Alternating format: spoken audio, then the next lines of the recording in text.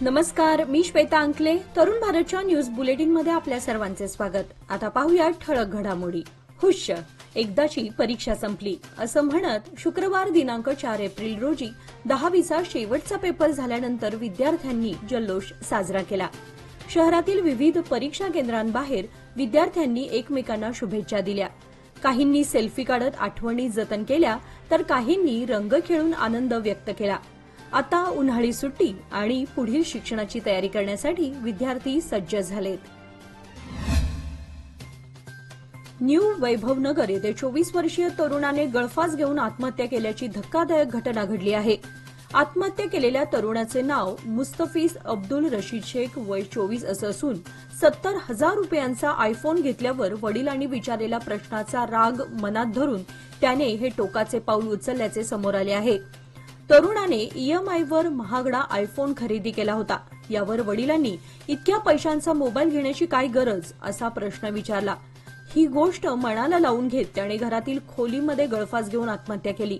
या घटनेची नोंद एपीएमसी पोलीस ठाण्यात करण्यात आली असून पुढील तपास सुरू आहे. ओडिशाच्या किनारपट्टीवर आलेल्या चक्रीवादळाचा परिणाम कर्नाटकमध्ये दिसून येणार आहे. बंगालच्या उपसागरात चक्रीवादळ तीव्र झाल्याने बेंगळूरसह दक्षिण आणि उत्तर कर्नाटकातील अनेक जिल्ह्यांमध्ये पुढील आठवडाभर वादळी वाऱ्यासह पावसाची शक्यता आहे, असे हवामान खात्याने जाहीर केले आहे. हवामान खात्याने एप्रिल 4 आणि 5 रोजी काही जिल्ह्यांसाठी येलो अलर्ट जारी केला आहे. दक्षिण कर्नाटक, हासन, चिकमंगळूर, कोडगू आणि शिवमोग्गा किनारपट्टी भाग, उत्तर कन्नड, दक्षिण कन्नड, उडुपी, उत्तर कर्नाटक, बेळगाव, धारवाड, गदग, हावेरी वादळी वाऱ्यांसह मध्यम ते जोरदार पावसाची शक्यता, काही भागात विजांसह गारपीट होण्याचीही शक्यता आहे. श्री रेणुका यल्लम्मा देवी मंदिरात अवकाळी पावसाचे पाणी शिरले. भाविकांची मोठी गैरसोय झाली. सौंदत्ती तालुक्यातील श्री रेणुका यल्लम्मा देवी मंदिर परिसरात अवकाळी पावसामुळे पूरसदृश्य परिस्थिती निर्माण झाली आहे. गुरुवारी अचानक झालेल्या मुसळधार पावसामुळे तीर्थकुंड परिसरात पाणीच पाणी झाले असून कुंड ओसंडून वाहू लागले आहे. मंदिर परिसरातही पाणी शिरल्यानं भाविकांची मोठी गैरसोय झाली. गुरुवारी झालेल्या जोरदार पावसामुळे देवस्थान परिसरात साचलेल्या पाण्यामुळे दर्शनासाठी आलेल्या भाविकांना मोठ्या अडचणींचा सामना करावा लागला. मंदिरातील काही महत्वाच्या भागांमध्ये पाणी शिरल्यानं भाविक अस्वस्थ झाले होते. देवस्थान प्रशासनाने तत्काळ स्वच्छता आणि पाणी उपसण्याचे काम हाती घेतले आहे. मंदिर परिसरातील पाण्याचा निचरा करण्यासाठी उपाययोजना सुरू असून भाविकांनी अशी परिस्थिती वारंवार निर्माण होत असल्यानं प्रशासनाने कायमस्वरूपी तोडगा काढावा अशी मागणी देवस्थान व्यवस्थापनाने केली आहे. त्यामुळे लवकरात लवकर योग्य उपाययोजना करण्याचे आवाहन करण्यात आले. कुलकर्णी गल्ली, बेळगाव येथे विहिरीत पडलेल्या मांजराला अग्निशमन दलाच्या मदतीने सुखरूप बाहेर काढण्यात आले.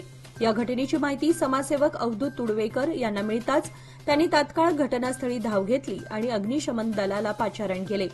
अग्निशमन दलाच्या जवानांनी तात्काळ कारवाई करत मांजराची यशस्वी सुटका केली. यावेळी विजया भद्रा, शिलेश कवेडिया तसेच अग्निशमन दलाचे कर्मचारी उपस्थित होते. या मदत कार्याबद्दल नागरिकांनी समाधान व्यक्त केले. धर्मवीर छत्रपती संभाजी महाराज चौकातील मूर्ती प्राण प्रतिष्ठापनेला 25 वर्षे पूर्ण झाल्याच्या निमित्ताने महाराष्ट्र एकीकरण समितीच्या माजी नगरसेवक यांच्यातर्फे मूर्तीला अभिवादन करण्यात आले. कार्यक्रमाची सुरुवात प्रेरणा मंत्राने करण्यात आली. त्यानंतर संभाजी महाराजांच्या मूर्तीला विधिवत दुग्धाभिषेक आणि पुष्पहार अर्पण करण्यात आला. संभाजी महाराजांचे कार्य आणि त्या मूर्तीच्या स्थापनेमागील ऐतिहासिक महत्त्व यावर उपस्थित मान्यवरांनी आपले विचार मांडले. यावेळी रेणू किल्लेकर, सरिता पाटील, संजोत बांदेकर, सुधा भातखंडे, माया कडोलकर, पंढरी परब, राजू बिरजे, मनोहर हलगेकर, संजय शिंदे आदी मान्यवर उपस्थित होते. जिल्हा प्रशासनाने जुन्या जिल्हाधिकारी कार्यालय परिसरात ऐतिहासिक इमारतींचे जतन करून नवीन जिल्हा प्रशासन इमारत बांधण्याचा महत्त्वपूर्ण निर्णय घेतला आहे. परिसरातील ऐतिहासिक वारसा अबाधित ठेवण्याबाबत चिंता व्यक्त झाल्यानंतर प्रशासनाने हा निर्णय घेतला. या संदर्भात काल जिल्हा प्रभारी मंत्री सतीश जारकीहोळी आणि महिला व बालविकास मंत्री लक्ष्मी हेब्बाळकर यांच्या अध्यक्षतेखाली बैठक पार पडली. यापूर्वी जिल्हाधिकारी कार्यालयासाठी हिंडलगा, कणबर्गी आणि सुवर्ण विधानसौधाजवळील संभाव्य ठिकाणांची पाहणी करण्यात आली होती. मात्र अखेरीस जुन्या जिल्हाधिकारी कार्यालयाच्या परिसरातच नवीन इमारत बांधण्याचा निर्णय घेण्यात आला. अस्मिता एंटरप्राइजेस. आम्ही आपल्या घरी किंवा व्यवसायाच्या ठिकाणी कीटक नियंत्रक आणि निर्जंतुकीकरण सेवा A to Z pest control सोल्युशनद्वारे पुरवितो. आमचे वैशिष्ट्ये आमच्याकडील औषधांमुळे झुरळ, डास, उंदीर, मुंग्या, पिसवा, ढेकूण आणि वाळवींना प्रतिबंधित करून त्यांचा नायनाट होतो. वार्षिक कराराद्वारे सुरक्षित आणि निरोगी पर्यावरण राखण्यास मदत करतो. अधिक माहितीसाठी आजच संपर्क साधा. अस्मिता एंटरप्राइजेस बेळगाव. मोबाईल क्रमांक 8971597642 किंवा 7676702944. नवे पाऊल नवा संकल्प लोकमान्य सोसायटी सादर करत आहे लोकमान्य शुभारंभ ठेव योजना, जी देते तुमच्या ठेवीवर आकर्षक व्याज. ज्येष्ठ नागरिकांसाठी 0.5% अधिक व्याज. अधिक माहितीसाठी कॉल करा 1800-212-4050. लोकमान्य, जिथे पैसा वाढतो आणि नातं वृद्धिंगत होतं. बेळगाव जिल्ह्यात एक दुर्दैवी अपघात घडला असून महामार्गावर ऑटो दुभाजकाला धडकल्याने चालकाचा मृत्यू झाला. हा अपघात नेमका कसा घडला याची सखोल माहिती मिळाली नसली तरी वाहनाचा वेग जास्त असल्याने हा अपघात झाल्याचा प्राथमिक अंदाज आहे. अपघातानंतर घटनास्थळी मोठी गर्दी झाली होती. स्थानिक नागरिकांनी तात्काळ पोलिसांना माहिती दिली. पोलिसांनी घटनास्थळी धाव घेतली असून पुढील तपास सुरू आहे. श्री क्षेत्र दक्षिण काशी देवस्थानच्या वतीने नार्वेकर गल्ली येथील ज्योतिर्लिंग देवस्थान पायी वारी करत गेलेल्या भाविकांना अन्नदान करण्यात आले. भाविकांसोबत बैलजोड्यांचीही विशेष काळजी घेत प्रत्येक बैलजोडीसाठी 10 किलो भरडा आणि पेंड देण्यात आली. तसेच बैलगाडी मालकांना साबण, कोलगेट, तेल आदी आवश्यक वस्तू देण्यात आल्या. भाविकांसाठी 25 किलो रवा, 25 किलो पोहे, गुळाची ढेप आणि गांधी टोपी देऊन सामाजिक बांधिलकी जपण्याचा प्रयत्न करण्यात आला. या उपक्रमामुळे भाविक आणि बैलगाडी मालकांनी समाधान व्यक्त केले. आंतरराष्ट्रीय कृष्ण भावनामृत संघतर्फे रामनवमी मोठ्या उत्साहाने साजरी करण्यात येणार आहे. त्यानिमित्त काल गुरुवार दिनांक 3 एप्रिल पासून या इस्कॉनतर्फे रामनवमी उत्सवास उत्साहात प्रारंभ झाला. रोज सायंकाळी 7 ते 8:30 वाजेपर्यंत इस्कॉनचे ज्येष्ठ भक्त मुंबईचे श्री विश्वरूप प्रभूजी यांचे रामनवमीबाबत कथाकथन आयोजित करण्यात आले आहे. रविवार दिनांक 6 एप्रिलला दुपारी 11 पासून कार्यक्रमास सुरुवात होणार आहे. दुपारी 12 वाजता अभिषेक, कीर्तन, प्रवचन व नंतर सर्वांसाठी महाप्रसादाची व्यवस्था करण्यात आली आहे. हा कार्यक्रम सर्वांसाठी खुला असून भक्तांनी याचा लाभ घ्यावा असे आवाहन इस्कॉनतर्फे करण्यात आले आहे. भाऊराव काकतकर महाविद्यालयाच्या सांस्कृतिक विभागाच्या वतीने विद्यार्थ्यांच्या कलागुणांना वाव देण्यासाठी विविध स्पर्धांचे आयोजन करण्यात आले. यामध्ये चित्रकला स्पर्धा, टाकाऊपासून टिकाऊ वस्तू बनवणे, फळे व भाज्यांपासून आकर्षक सजावट करणे अशा नाविन्यपूर्ण स्पर्धांचा समावेश होता. या स्पर्धांना विद्यार्थ्यांनी मोठ्या संख्येने आणि उत्साहाने प्रतिसाद दिला. सृजनशीलता आणि कलात्मकता यांना चालना देणाऱ्या या उपक्रमाचे विद्यार्थ्यांसह शिक्षकांनीही कौतुक केले आहे. येत्या 6 एप्रिल रोजी श्रीरामनवमीनिमित्त बेळगाव शहरात भव्य शोभायात्रा काढण्यात येणार आहे. डॉ. बाबासाहेब आंबेडकर उद्यान ते छत्रपती शिवाजी महाराज उद्यान शहापूर या मार्गावर ही शोभायात्रा पार पडणार आहे. श्रीराम सेनेचे राष्ट्रीय अध्यक्ष रमाकांत कोंडुस्कर यांनी शहरवासियांना मोठ्या संख्येने उपस्थित राहण्याचे आवाहन केले आहे. या आयोजनासाठी झालेल्या बैठकीत अनेक कार्यकर्ते मोठ्या संख्येने उपस्थित होते.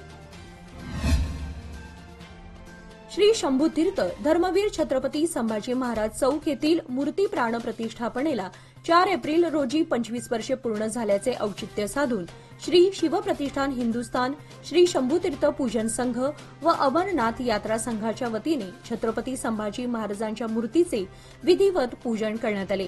कार्यक्रमाची सुरुवात प्रेरणा मंत्राने झाली. त्यानंतर संभाजी महाराजांच्या मूर्तीला दुग्धाभिषेक करून पुष्पहार अर्पण करण्यात आला. अमोल केसरकर यांच्या हस्ते पूजन झाल्यानंतर आरतीने सांगता झाली. अंकुश केसरकर यांनी या चौकाच्या ऐतिहासिक महत्वाबाबत माहिती देताना सांगितले की कैलासवासी अर्जुनराव गोंडाडकर यांच्या प्रयत्नांमुळे येथे मूर्तीची स्थापना झाली. तसेच तत्कालीन महापौर आणि माजी आमदार कैलासवासी संभाजीराव पाटील यांच्या अध्यक्षतेखाली या चौकाला धर्मवीर छत्रपती संभाजी महाराज चौक असे नाव देण्यात आले. संभाजी महाराज गोव्याच्या स्वारीवर जाताना शंभू जत्ती मठ येथे थांबले होते. यामुळे या ठिकाणाला ऐतिहासिक महत्व आहे असेही त्यांनी सांगितले. त्यानंतर अमरनाथ यात्रा ग्रुप यांच्या वतीने उपस्थित शिवशंभू भक्तांना तसेच अनेक लोकांना प्रसाद वाटप म्हणून फळे देण्यात आली. यावेळी रामकृष्ण सुतार, अजित बांदेकर, संतोष कुसाने, गजानन निलजकर, अतुल केसरकर, किरण बडवण्णाचे, गजानन पाटील तसेच अनेक शिवशंभू भक्त उपस्थित होते. युनियन बँक ऑफ इंडिया अंतर्गत Union Bank social foundation trust तर्फे KLE academy of higher education and research Belgaum यांना अत्याधुनिक रुग्णवाहिका भेट म्हणून देण्यात आली आहे. ही रुग्णवाहिका चिक्कोडी आणि आसपासच्या ग्रामीण भागातील नागरिकांसाठी वापरण्यात येणार आहे. या भागातील बहुतांश लोक शेतकरी, मजूर आणि बीपीएल कुटुंबातील आहेत. केएलई सोसायटीचे चेअरमन डॉ. प्रभाकर कोरे, कुलसचिव डॉ. एम.एस. गणाचारी तसेच कुलगुरू डॉ. नितीन गंगणे यांना ही रुग्णवाहिका यूबीएसएफटीचे प्रादेशिक प्रमुख आरती रोरनियार, उपप्रादेशिक प्रमुख मनीष मेघण्णावर, ज्ञानेश कुमार आणि मुख्य व्यवस्थापक नागराज पाटील यांच्या हस्ते प्रदान करण्यात आली. लोकमान्यच्या मुदत ठेव योजना म्हणजेच सुयोग्य कालावधीत सर्वोत्तम व्याजदर. आता तुमच्या गुंतवणुकीवर मिळवा 10.60% परतावा. अधिक माहितीसाठी आजच संपर्क करा 1800212405. लोकमान्य, प्रत्येक पावलावर तुमच्या सोबत. योजना फक्त सभासदांकरिता. नियम व अटी लागू.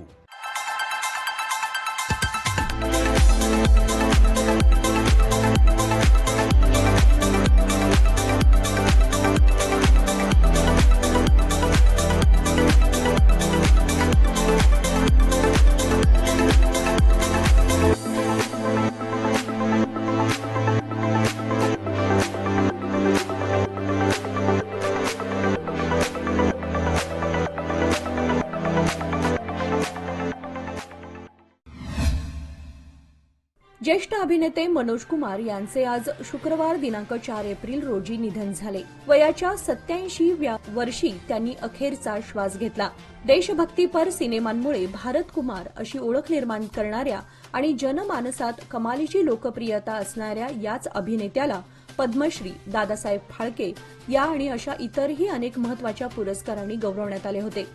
70च्या दशकात देशभक्तीने प्रेरणा घेत मनोज कुमार यांनी कलेच्या अर्थात चित्रपटांच्या प्रभावी माध्यमातून देशातील नागरिकांच्या मनावर देशाभिमान जागवतील असे एकाहून एक दर्जेदार चित्रपट साकारले. एक सच्चा देशभक्त कलाकार अशी त्यांची ओळख करून देण्यात कोणतीही अतिशयोक्ती वाटायला नको. सहकलाकार जिथं विनोदी, साहसपट अशा माध्यमातून लोकप्रियता मिळवत होते, तिथेच मनोज कुमार यांनी मात्र देशप्रेमाच्या भावनेला कलेची जोड देत एक यशस्वी वाटचाल पूर्ण केली. महाराष्ट्र एकीकरण समिती नेते शुभम शेळके यांच्यावरील कारवाई थांबवावी अशा सूचना बेळगाव प्रशासनाला कराव्यात अशा मागणीचे निवेदन शिवसेनेच्या वतीने जिल्हाधिकारी अमोल येडगे यांना दिले. महाराष्ट्र कर्नाटक सीमा भागातील मराठी भाषिकांवर ज्यावेळी अन्याय होतो त्यावेळी आंदोलनातून प्रतिक्रिया उमटत असतात. गेल्या महिन्यात दोन्ही राज्यातील एसटी वाहतूक बंद होती. आपण या प्रश्नासंदर्भात बेळगाव जिल्हाधिकाऱ्यांशी तातडीने संपर्क साधून शुभम शेळके यांच्यावरील कारवाई थांबवण्याची सूचना करावी. या संदर्भात सीमा भागासाठी नियुक्त मंत्री समितीकडेही तक्रार मांडणार आहोत. शेळके यांच्यावरील कारवाई थांबली नाही तर शिवसेनेतर्फे रस्त्यावर उतरून आंदोलन छेडावे लागेल. यातून निर्माण होणाऱ्या परिस्थितीत बेळगाव आणि कोल्हापूर प्रशासने जबाबदार राहतील असा इशाराही यावेळी देण्यात आला. यावेळी सुनील शिंत्रे, संभाजी पाटील, हर्षल पाटील, संभाजी भोकरे, जयसिंग टिकले, उत्तम पाटील, बाळासाहेब पाटील, अवधूत पाटील, अविनाश पाटील, विक्रम मुतकेकर आदी उपस्थित होते.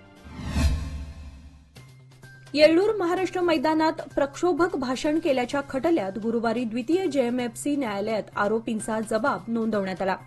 गुरुवारच्या सुनावणीला शिवप्रतिष्ठान हिंदुस्थानचे संभाजी भिडे गुरुजी हे देखील न्यायालयात उपस्थित होते. विधानसभा निवडणूक काळामध्ये 2018 मध्ये आचारसंहिता होती. त्यातच येळ्ळूर कुस्ती मैदानात प्रक्षोभक भाषण केल्याचा ठपका ठेवत शिवप्रतिष्ठानचे संभाजी भिडे गुरुजी यांच्यासह संयोजकांवर बेळगाव ग्रामीण पोलिसांनी गुन्हा दाखल करून घेतला होता.